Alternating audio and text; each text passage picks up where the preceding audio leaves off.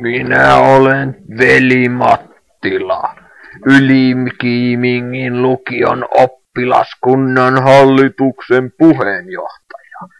Veli Mattila. Minulla on ruoan sulatusongelmia. Päin.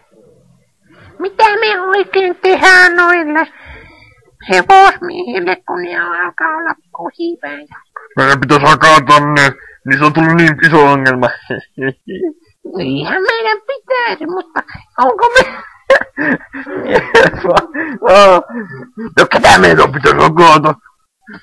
Pitäisi ottaa tuohon Kiimingin lukion pomo. Tämä on ihan hullua. Eihän täällä ole mitään hyviä. Siis tuo Janne äijässä vitsaillaan. Katsotaan nyt ulkonäköä. Hirveä arpi tuossa.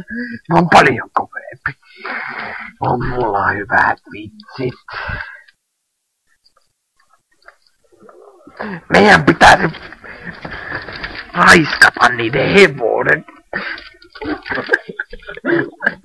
Tiedetään, että hevonen on hyvä, kun se ottaa takaata päin.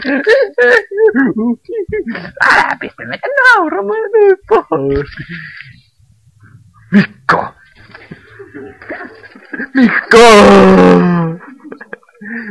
Hei, Mikko, olekohan hyvin? Älä kerro minulle tyhmiä vitsejä.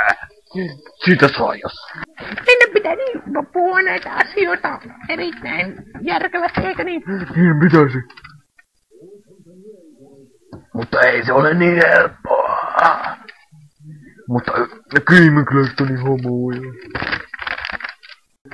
Timo ei voi pysäyttää, jos se alkaa tekemään.